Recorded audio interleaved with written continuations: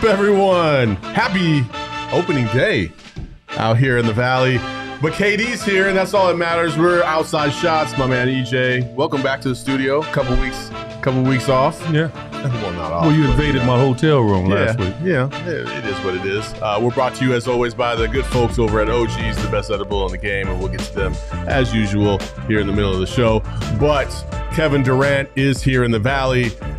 Finally, after escaping any tragedy in the pregame warmups, he was able to finally take the court for the Phoenix Suns. A little bit of a up and down kind of debut at home, but overall, the Suns got a win. I thought that was a great part, is that the fact that KD he didn't have his A game last night on the offensive side. Devin Booker didn't really even have his A game on the offensive side, despite pouring in close to 30 points.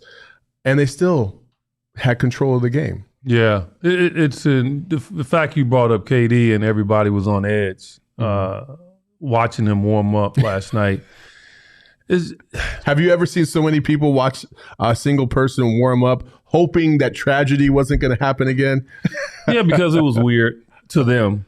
As I said before, this happened to me. It's happened to a lot of guys where you're warming up and you're like, oh, what was that? And you just tweak something or you do something. It's just the nature of the business. It's unfortunate that it happened to him right there on a night that he was going to, play in front of the home crowd. But it's good to see him back. Yeah. It wasn't obviously like he would love it, but still, the bottom line is they won the game, as you said, and everybody got through healthy. I think that's the key as we come down the stretch here. These last, now we got 6 more games, that we go into the playoffs on a really good note. Yeah. I mean, the Suns have a couple games left with the Nuggets. They have Lakers, Clippers left, and then I think they got the Spurs and one other team I'm forgetting. But so we're coming down the stretch. I don't know about you, but I can't wait for this regular season to be over. I want to get to the playoffs. I feel like this has probably been the most exhausting Suns season I can remember in quite a while.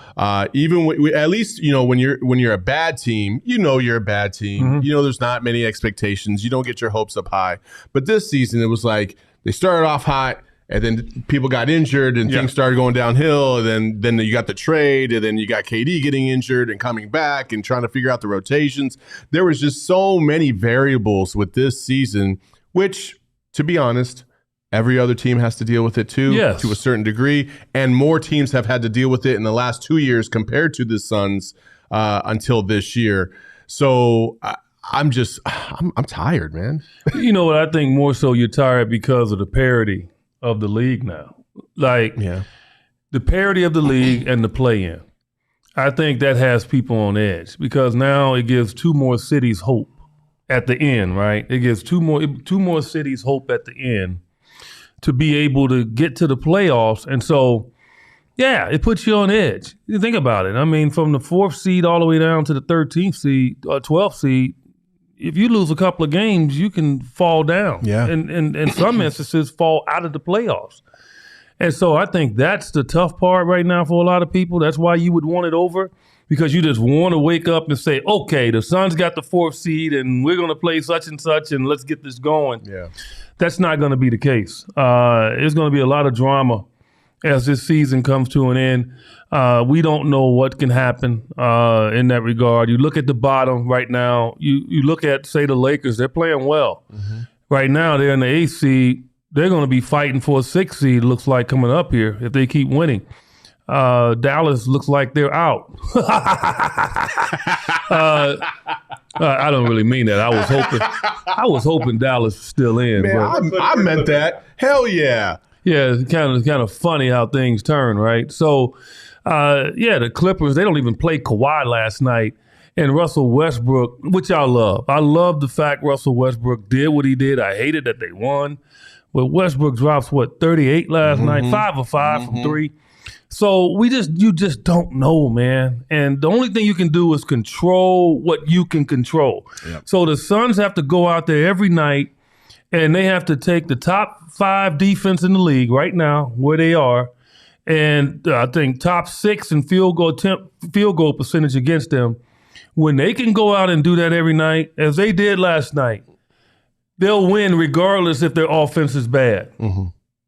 KD had a bad shooting game. So, trust me, Suns fans, it's not going to be many of those. It's not going to be many of those.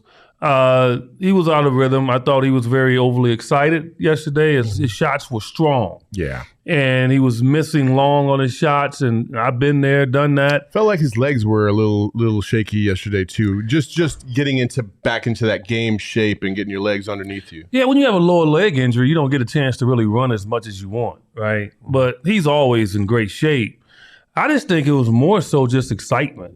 It's not nerves. This guy's not nervous about anything. Yeah. But it's just excitement, wanting to please. And sometimes when you want that, when you want to do that so bad, because he knows. I mean, he's like you said, you got 1,000 people watching him warm up. I'm sure since he's been here, there's nowhere he can go in this city without people walking up to him. Mm-hmm. He knows the excitement of him coming to this team. Yeah. And so I don't care how old you are. I don't care what walk of life you come from.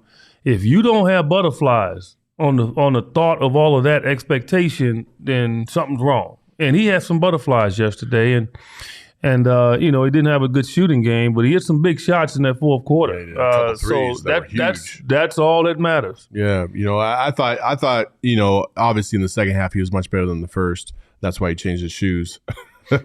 I just thought his overall performance. I thought defensively he was solid. Mm-hmm. I really did, and I think the more and more I watch KD, I think that's one of the things that a lot of us don't really appreciate because we don't really have the opportunity to watch KD every single night, especially when he wasn't playing for the Suns. That defensively he can hold his own. He can more than hold his own. And you were talking about that aspect before he really got into the flow here. When you watch his performance outside of the first quarter for the Suns last night, I thought their second, third, and fourth quarters were some of their best defense of the season. And I thought collectively as a group, their rotations, their effort level more than anything else, and really even something as simple as just closing out on a shooter and getting your hand up. Yep. Even if he hits it, at least you made that effort and got him to think a little bit like, okay, they might close out hard because that next time maybe he hesitates a little bit and wants to try and go by you, and now you're in better position to guard him. So defensively, what'd you think about their overall performance? I love the defense. I talked about that all night long. Yeah. Defense was great. Yeah. And after the first quarter, as you know, they allowed Karl-Anthony Towns get it going with the three. He started knocking them down. Naz Reid came in, knocked down a couple of open ones, and they were open. Like, I have no problem with somebody knocking the three down, but I don't want them to have an uncontested three. Like, I don't care if you're 20 feet away. Just run at them. Because I was the shooter. I know, you 20 feet away and you run at me, I'm not worried about it, but I'm thinking about it. Yeah. That's the difference. And so they started to do that in the second half. They took it away from Karl-Anthony Towns. He didn't really have the explosive second half as he did in the first half. And I thought that was the difference. And they rebounded the ball. And they rebounded the ball by committee. Everybody was in there rebounding the ball. And, what more can you say about the job Torrey Craig and Josh Okogie did last night defensively? All over the place. And Chris Paul, I think, started it out. Chris Paul doesn't get his due. He's one of the best defenders in the league still. He'll go down as one of the best defensive point guards ever in the history of this game. And the way he's been playing defensively this year, forget about the fact, he's had some up and down scoring and all of that. His defense has been consistent, man. And so he starts it out, and then, as you said, throw KD in there, who's a very good defender. Devin Booker's very underrated. Mm-hmm. And what about DeAndre last night? DeAndre blocking shots last night. With aggression. Very aggressive, very aggressive. So if the Suns are defending and keeping teams around 110 below, they're going to win. Yeah. Like, that should be the mark right there. Just keep a team below 110 points. You're going to probably win every night. There was two things that you said. One, Torrey Craig. I think last night solidified it for me, at least, that Torrey Craig should 1,000,000% be coming off that bench, because I think Torrey Craig in a more limited role gives you way more juice and more energy than he had shown when he was in that starting lineup. I thought he kind of struggled to find his way in that starting lineup. I felt like fatigue was a little bit of a factor in that starting lineup of running 30, 33 minutes a game. I think when you limit him to 20, you get the very best of Torrey Craig. And then Chris Paul. Chris Paul reminds me of when you're watching like Hard Knocks or something, and you see like J.J. Watt talking about like defensive hands and like, making your moves. Chris Paul's hands are some of the most incredible hands in the history of this league. I think you said it last night where he looks like he's playing physical, but he's not. Yeah. And that's the beauty and the expertise of Chris Paul. It really is. Like, you can't take advantage of him. Like, just because of his size, I think sometimes guys think they can take him down in the post. No, because he's not going to let you dribble. No. So wherever you catch it, feel good about where you are, just turn and shoot. And when you turn and shoot, he's going to be bothering you as you're coming around with the shot. He is a gnat, man. And I think he gives a lot of guys problems once they think, and coaches have gone away from it. Before, coaches would try to attack him and say, try to get him in pick and roll switches and all that and think you can throw it down and take advantage of him. But you're not scoring on this dude comfortably. You're just not. And so where you catch it is where you're going to end up, because if you put it down, he's going to take it away. He's going to strip it from you. And yeah, it starts with him. Unfortunately, he can't pick up 94 feet anymore. So he has to pick up at half court, and that's fine. I mean, he's an older guy in this league right now. As I called him the other day, he was getting off the plane. I said, "How you doing, old man?"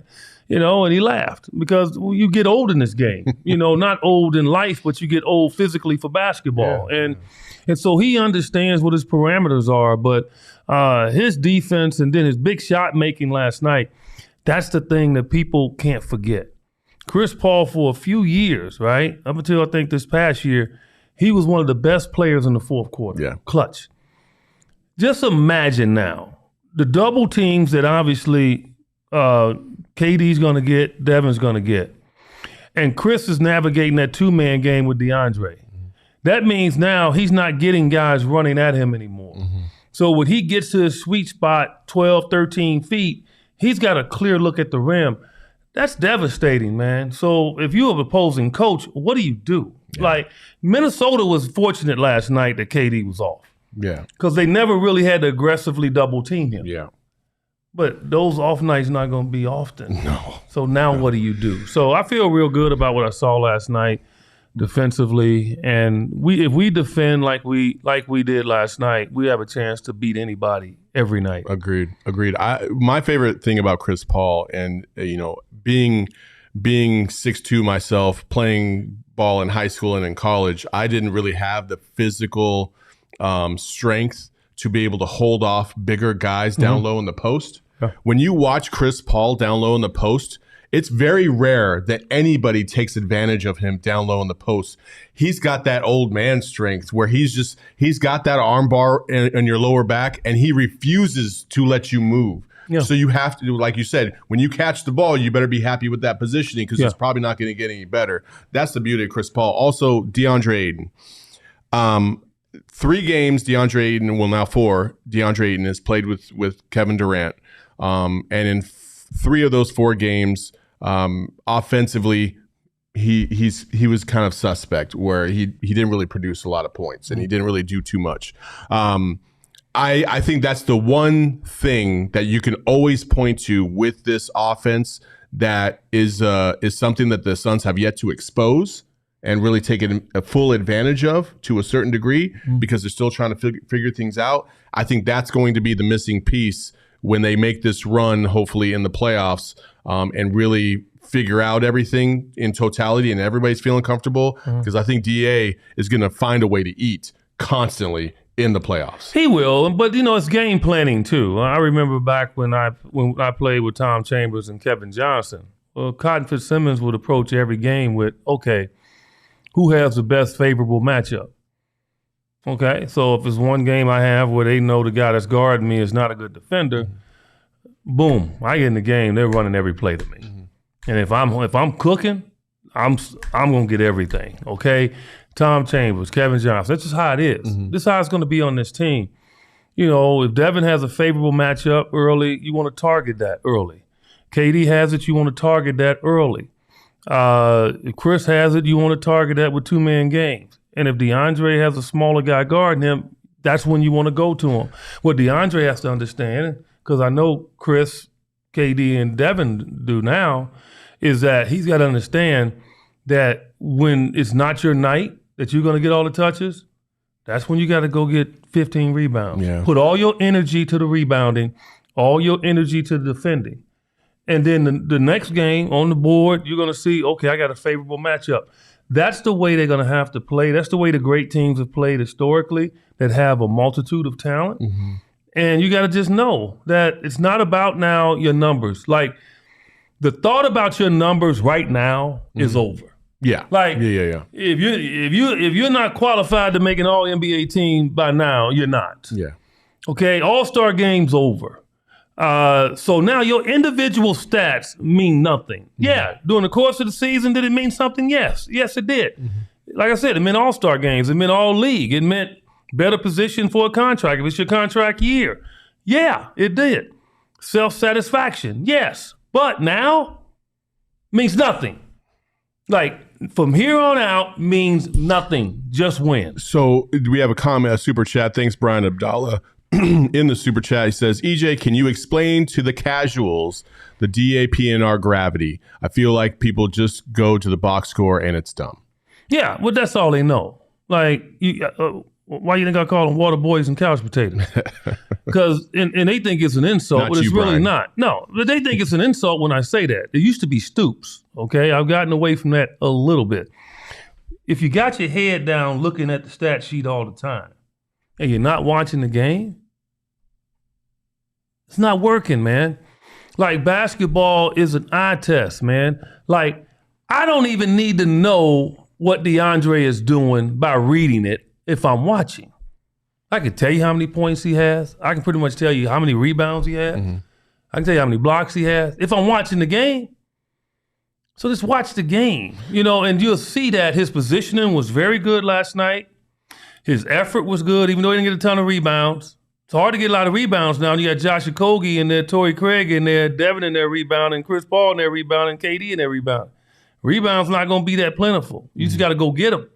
So, yeah, I people going to get on DA because they know he's the ticket for us. And he is. I mean, if that guy's dominant, man, it's just, we're not easily beat at all. So when we're talking about the gravity of the situation, right, when we're talking about the pick and roll gravity, right, Chris Paul, KD, Devin Booker, doesn't matter. If they execute a pick and roll with DeAndre Ayton, I guess what Brian's trying to figure, he wants a little clarity on, when DA rolls to that basket, how people are collapsing on him and leaving everybody else exposed. Now, when you have Kevin Durant and Devin Booker, let's just say Chris Paul's the one that's executing that PNR, because most times he is. How does that change? How does that dynamic change? Well, look, DeAndre, the key to the pick and roll is to open up all kind of stuff. So it's not a necessary evil that he's going to get the ball. But normally the guy that screens in any place on the court, yes, whether it's a back screen, down screen, the guy that screens, a lot of the times, 50% of the time, is the guy that might be open. Okay? So that's why you won the pick and roll. The defenses know this. So if you execute it right, and DeAndre's gotten so much better at pick and roll. So when he picks and he all of a sudden rolls to the hoop, they got to adjust. Okay? And I would say 85% of the time that's going to get taken away because they don't want you to get a lob and a dunk. That's the highest percentage shot.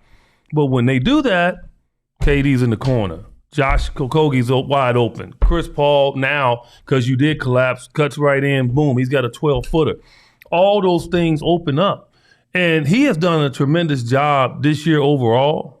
He's gotten better at his fouls.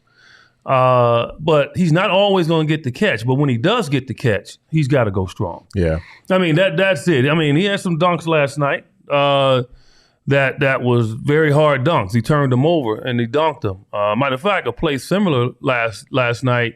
You remember when Giannis blocked his lob late in that, I think it's game 4. He blocked his shot, and he was leaning back on that one. Last night he was leaning back. But this time he was able to turn it over and dunk it. So you can tell he's learning. But yeah, he's got to be more ferocious. And then Busy, when he comes in form, Busy is really improving as well as getting to that rim and finishing better. Yeah. And he has to continue to finish better. Yeah, no, that's fantastic insight. We also had an interesting comment way early at the beginning of the show. Somebody from the UK, Go HD3. Love this show and appreciate the UK-friendly start time. You're welcome, and thank you for joining us all the way from the UK. Much appreciated. So we got fans worldwide, Eddie. That's nice. There you go. I like that. I'm worldwide. There you go. I'm bringing you up in the world. I mean, I used to have a podcast that was very popular in India. I just want to let you know. Used to? So there you What go. happened? Yeah, facts. What happened? Total BS. What happened? So we started this. We started this. Oh, so it was popular, and then you left and you came here. Yeah, That's man. What happened? That's what happens. Sometimes you gotta move on In from India, other situations. huh? Okay. Yeah. All right. So all right, let's talk about the West in general. Okay, key matchup with the Nuggets on Friday. And obviously, this is something we've wanted to see for a while. Want to see how we match up with the best in the West. A lot of slander gets thrown towards the Nuggets for a variety of different reasons. I just don't think, and it's mostly because people haven't seen it, I just don't think people are believers in the Nuggets. But I do think the Nuggets and the Suns are the two best teams in the West. What say you? No, I like the Nuggets. I think a lot of people are hesitant on them just based on the fact Jamal Murray obviously is still having some knee issues. They're going into the playoffs. That's not good. Mm-hmm. Michael Porter Jr. hasn't been a consistent guy on the court. When he's on the court, one of the best shooters in the game. Yeah. And so those two guys have to play to a really sincere high level to give Denver a chance every night. Aaron Gordon, to me, at the All-Star break, was having an All-Star type year. Now, he's played excellent with Jokic. Jokic is basically giving him easy opportunities at the rim on the pick and roll and getting above the clouds more than anybody can. They're a very good team, man. They got a good bench. Mike Malone's a very good coach. The thing with them right now is they got to prove it, right? Every team gets to a point where they have to prove that they can get over the hump. And, defensively right now, I think that's where you can get them. I think their defense has been a disappointment this year based on their health. These guys have been around more, so you would think their defense was more consistent. But it starts with Jokic, and let's face it, Jokic is not somebody that's going to intimidate you at the rim. And so he's the last line of defense. So people are getting past the others, and they're getting to Jokic. And I think I read an article last week where players are shooting like almost 70% against Jokic at the rim. Mm-hmm. That's a high number. So, yeah, those are areas you can attack them. But I love their team. And playing up in Denver, man, and that altitude is no joke. So they got home court advantage all the way through. So it's not going to be easy. Yeah. I know Devin likes playing in Denver, though. He's had some really, really good games in Denver, including last season when he buried the Nuggets basically by himself. So this year's been a little bit of a different story because both the times that they match up with the Nuggets in Denver, they were riddled with injury. So it is what it is. Obviously, the Christmas Day game, Devin didn't even last 2 minutes before he got pulled out of the game because of his groin. So a lot of different things. But the Nuggets, to me, I agree with you. It's the inconsistency factor of their playoff performances. And they have been riddled with injury. I get that. Jamal Murray, if you just look at Nuggets Twitter, one day he's the greatest guard in the game. The next day, what are we going to do about Jamal? It's just all over the place. But I would say that offensively, they're as good as anybody in the league. They could hold their own no matter what offensively. Defensively is going to be an issue, and they have struggled a little bit with their bench. And I think that if there was any concern about the Phoenix Suns, it would be what kind of production are you going to get from the bench? Right. Some games, like we saw the other day, 57 points from the bench unit. It was fantastic. It looks good. Everything's flowing. We call them TNT, TJ and Terrence. They came through in a big way. But then you get games like last night where Campaign's basically the only one giving you points off the bench. Everybody else kind of went over. TJ got a bucket or two. Not enough. If you get to the playoffs, I know you have KD. I know you have Devin Booker. I know you have Chris Paul. But you still need some production from the bench to kind of maintain things as it goes along. So it's going to be very interesting to see how these two teams, because I feel like they're kind of mirror images of each other, minus the fact that you swap out Jokic for KD. So different positions, but still equally effective players that can dominate a game. Well, and we talking about like touches, right? And see, to me, that's a favorable matchup for DeAndre.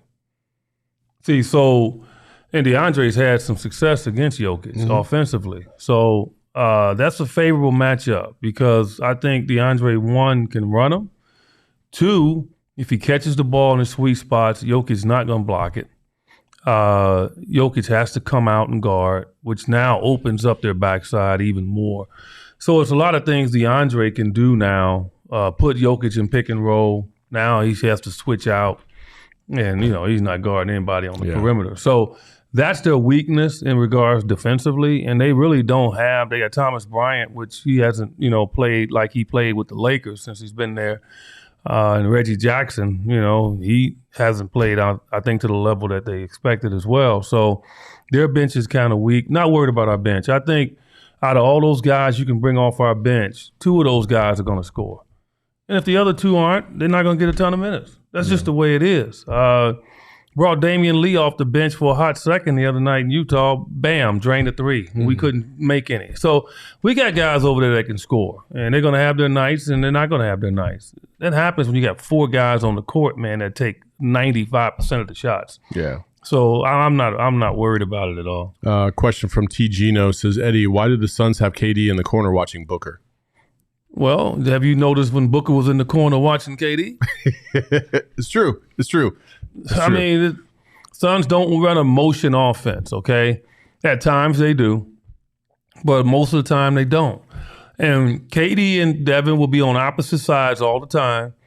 So can you imagine? Normally, when you play a team, you have, quote unquote, the best player over here, the one that you really changing your defense for, and you gear to stop him, and you don't worry too much about the weak side. So now when the ball is swung from Devin over to there and it goes to KD, they can run the same play with the same strength and the concentration level defensively that team is going to have. That's devastating for a lot of teams. And so throw it back to the middle, now you got Chris Paul that can do damage. So no. He's not standing, he's resting. One of my favorite sets is when the Suns swing somebody along the baseline off of a pick and roll. The corner man ends up gravitating up to the wing. And usually, let's just say you pick and roll with DA with Chris Paul. You have Devin Booker, who might have been in the corner. Now he swings up to the wing. Usually it's like a Kogi or Torrey Craig or somebody like that that's in that corner that swings around from the other side. Right. And what does that leave on the other side one-on-one? Kevin Durant. Yes. And so there's so many options when you're talking about this team and how they can take advantage. And so while you might see it a few times with KD in the corner, it's by design. It's because they're trying to execute certain things to expose the defense to make them think about how to take advantage of this or take advantage of this. So I think it's great. Like, the Suns' offensive system is one of the more complex in the league. I literally have a whole playbook. I think there's 83 different plays, and each one of those sets comes with 5 to 10 different variations of that set. That's a lot. And so I'm glad you brought that up because a lot of people don't know that. Yeah. They don't like when they watch. That's what goes back to watching the game. Yeah. Like, our playbooks are ridiculous. Yeah. Ridiculous. They're not as bad as when I played. Trust me. I mean, it was this thick, man. And you'd have a play that you ran for 2 months and it would be called like 1A. And then a coach would come in and change the play and he'll still call it 1A. So now your mind is like, you got to run the new one and try to get the old one out. That's why you mature in college to be able to get to this level and be able to persevere. It's not talent why rookies don't play. It's their inability initially to pick up play calls, understanding the different defenses, and all of that's going to keep you on the floor. Yeah. I played in Seattle. They literally held up cards over there, okay? His name was Bob Kloppenberg, okay? He wrote a book, Great Defensive Mind. He'd hold up a sign, and it'd have a word, and that word was the defense we were in. and he'd have like 50 cards over there. Like, we had to learn all that stuff. Man. You got to go back to school, man. It's like, it's not something you just go show up and play a game. Mm-hmm. And so it's very complicated. And that's why some guys don't get a chance to play as much. Yeah. Maybe that's why Wiseman didn't really get the shot in Golden State that he wanted, because maybe he was slow picking up all the terminology. Too complex. And it was too complex for him. Yeah. And so that's what happened. So you got to, so when you hear stuff out there when they be talking about athletes, shut up and dribble, please. I'd like some of them politicians to get their behind in a locker room and try to remember some plays we got to remember.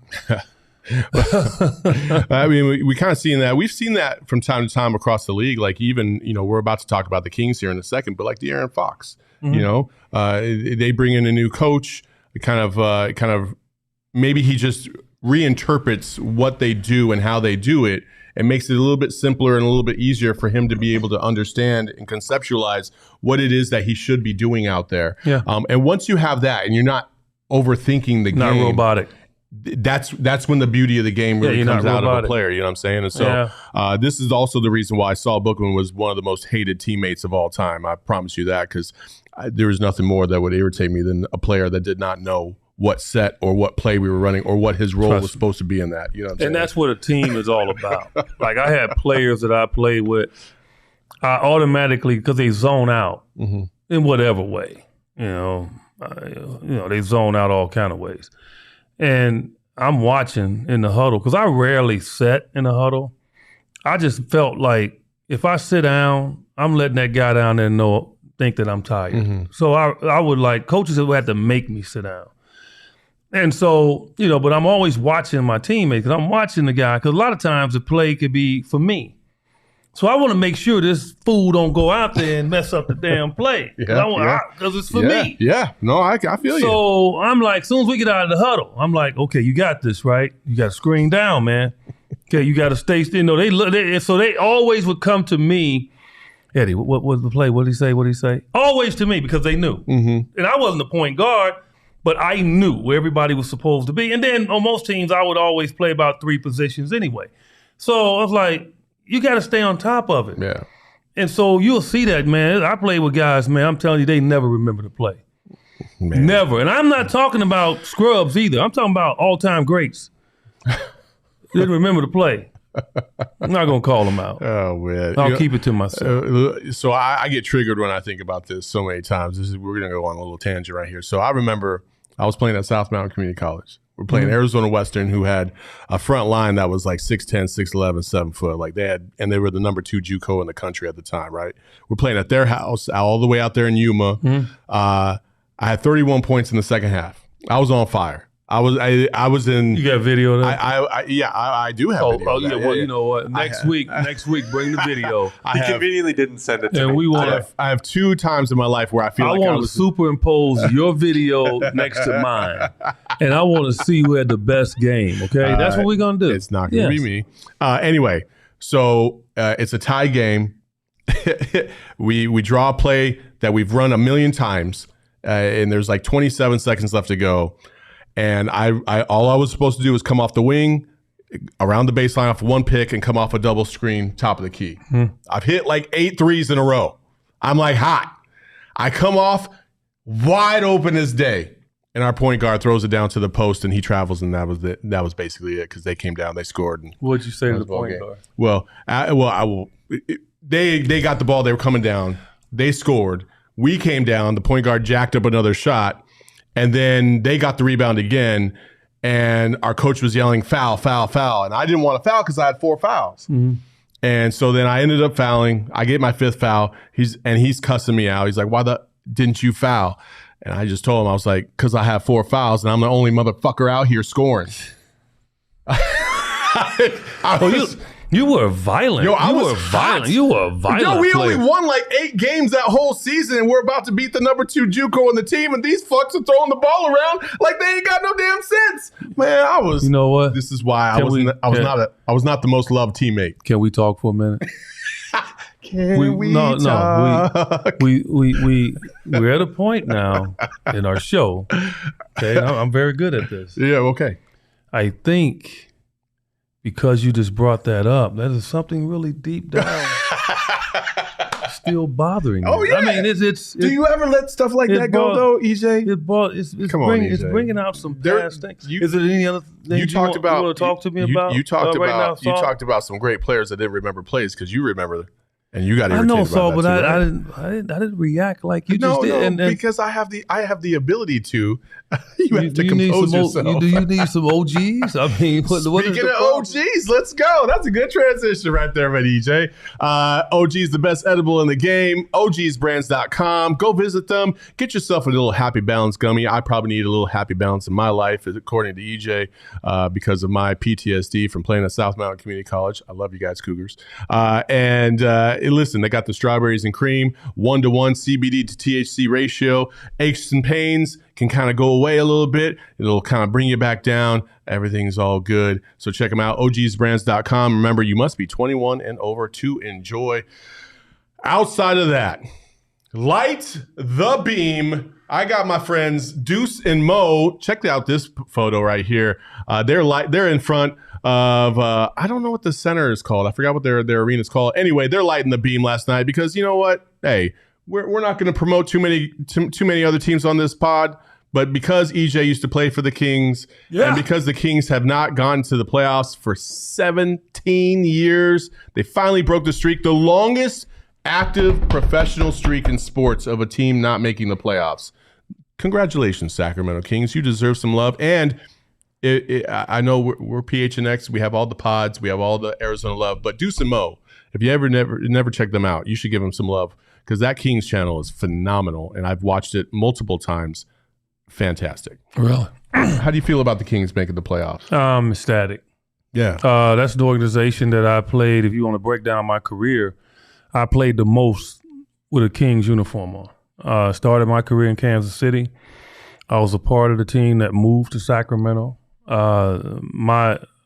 was amazing. We showed up to Sacramento.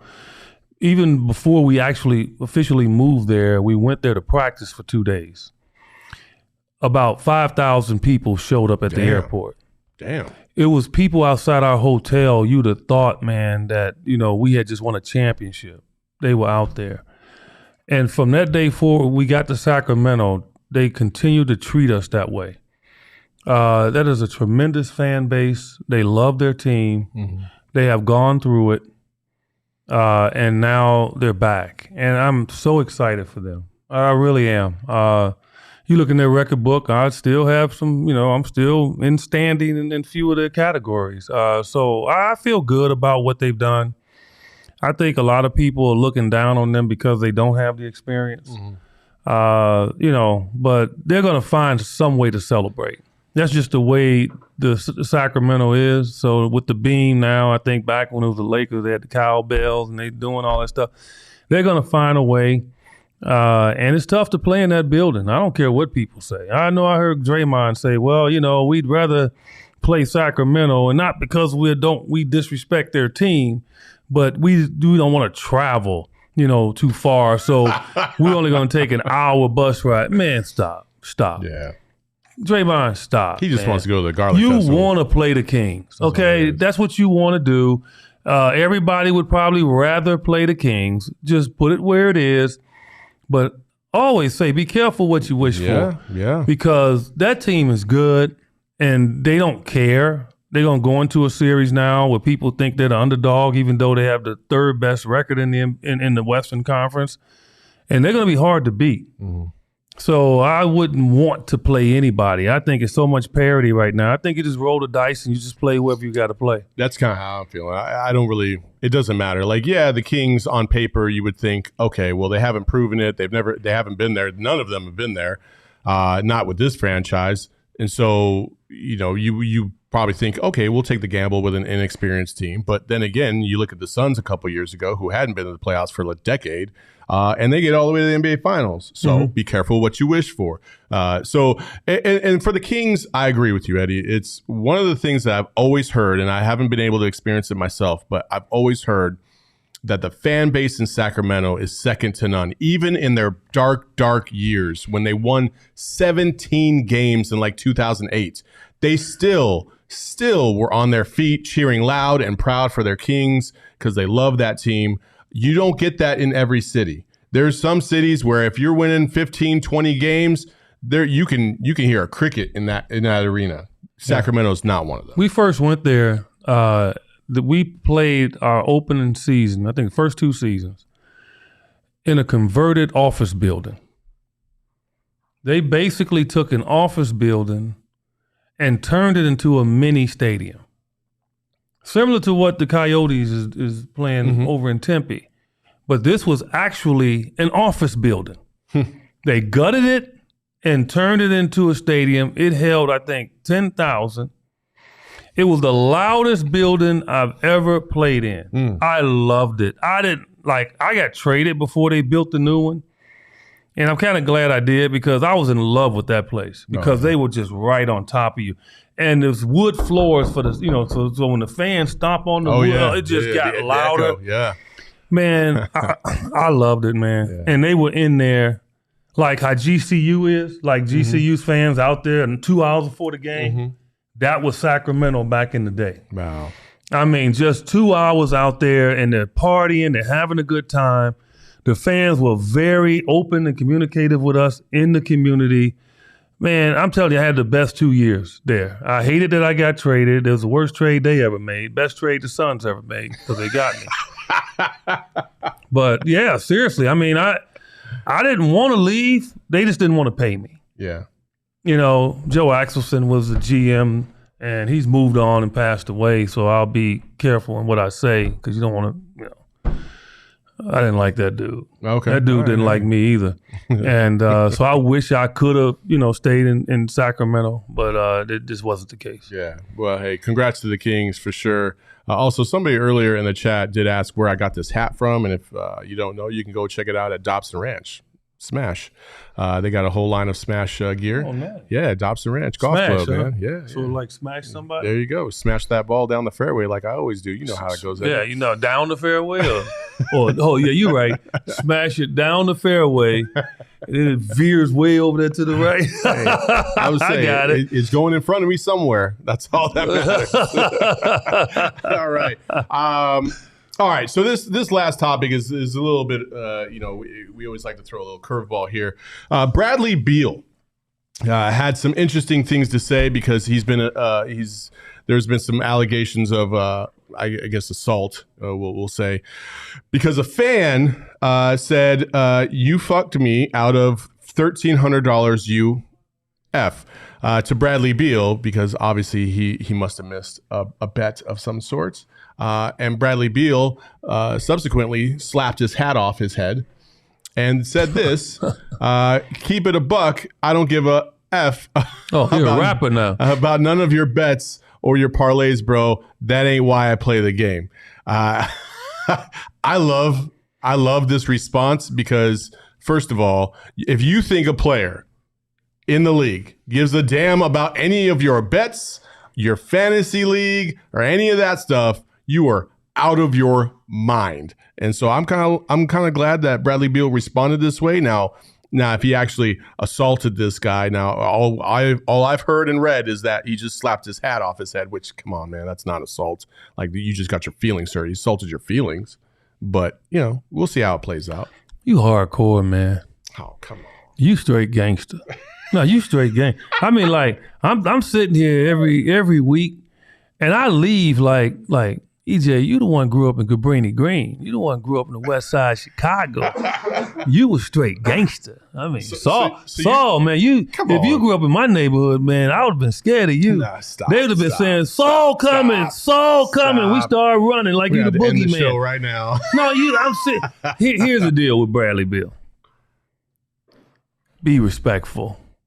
Because Bradley Beal, that big ass salary you making, how do you think some of that money's coming to you? Through gambling. No, yeah. You got to be respectful. Like, you just pick up your phone now and you on the app, okay? So it's like a drug. Like, people are betting on games. Yeah, but there's an approach that you can take with an athlete as opposed to calling him, the he F just word lost $1,300, man. Man, get over it. You shouldn't have made $1,300 in the first place. Look, man, he got to pay his rent. He maybe he had a down payment on an engagement ring for his wife. Who knows what it was? Damn. He was in a bad way. Susie ain't getting hers. And you know what I would have said to him? I said, man, betting on games is tough, man. Trust me, it's tough. I would never do it. And just kept walking. Like that's almost worse. No, I would say don't stop. I mean, stop. I was just sit there and be like, I used to go play poker all the time, and I was like, this dude sitting across from me, man. This dude actually knows what I have in my hand. I stopped going up there all the time.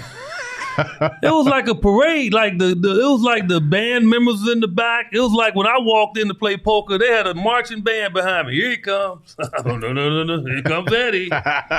Oh, man. Like, you got to get to a point where you know you can't win. And you're not beating that app consistently. You're going to have bad losses. You're going to have bad beats.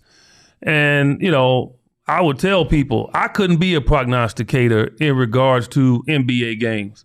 It's too many variables. In football, a little bit easier because, they can lock them up, curfew before a game. They play once a week. They're ramped up for the one game. Mm-hmm. NBA, you might have 3 games in 5 nights, 6 nights. So, you don't know. I mean, it's no curfew during the course of a season. So you don't know if that guy is like 100% boom in tune when you want to throw down your money on a bet. Yeah.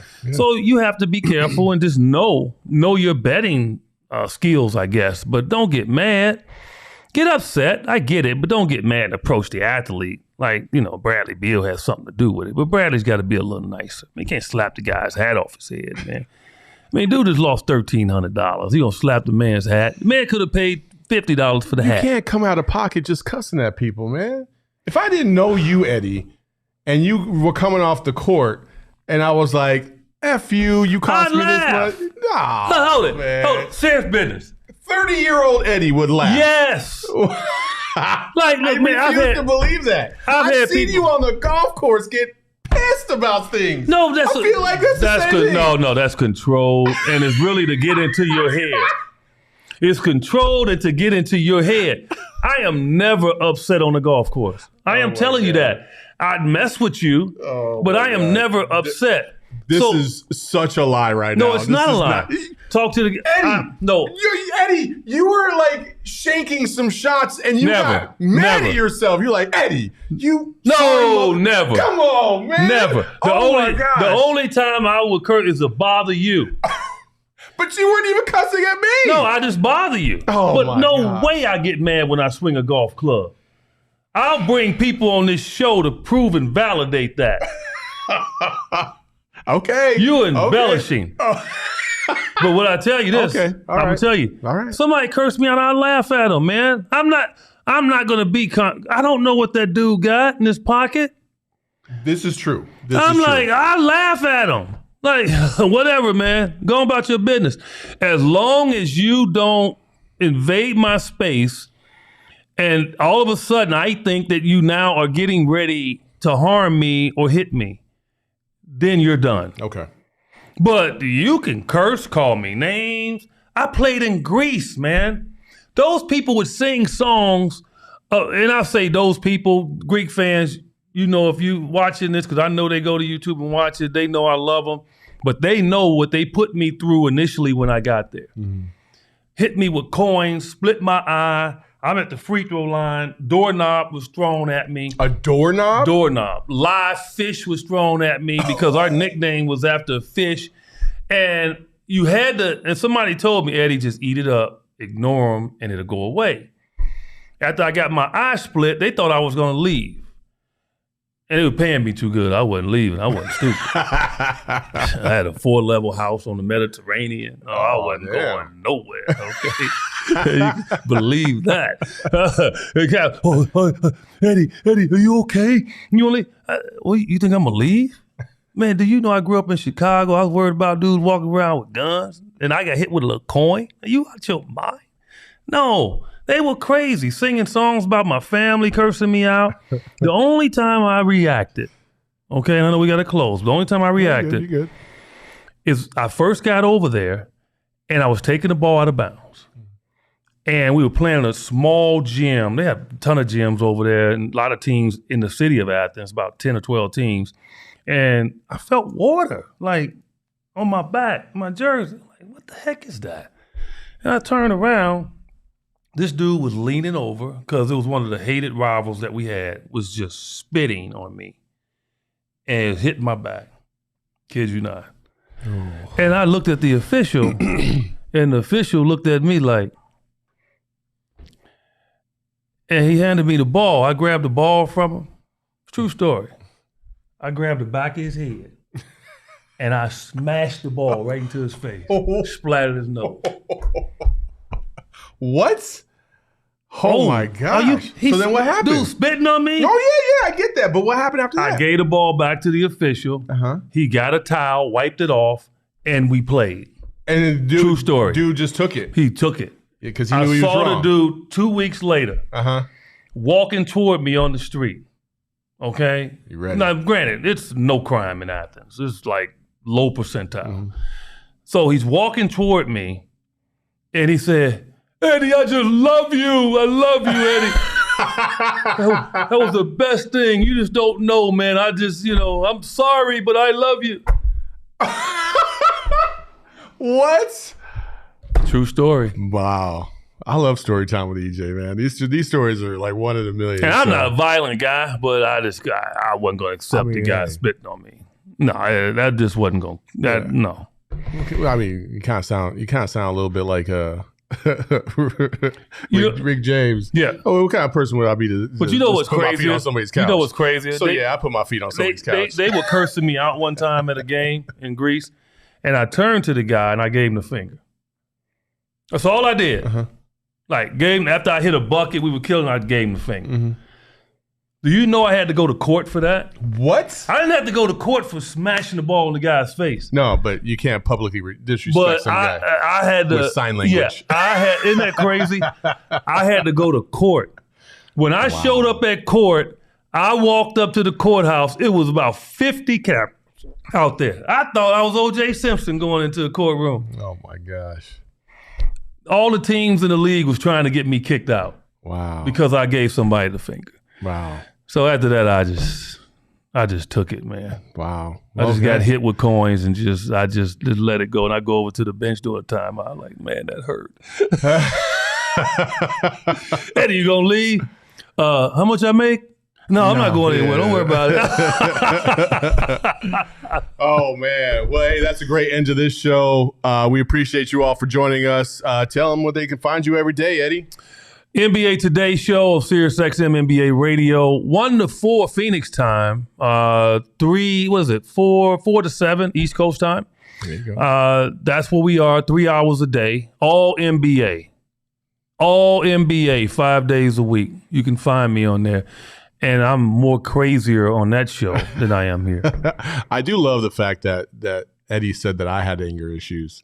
And I literally, he smashed the ball. The guy was spitting on me. I'm just saying, like, hey. Your point guard took a jump shot and you wanted to kill him. He was trash, man. God. His dad was up there telling him to shoot because you were hogging the ball. I had 30. Oh, yeah, all right. Anyway. I had 37 one time, too, and I'm not going to say the great player's name. He ran me off the post 4 straight times.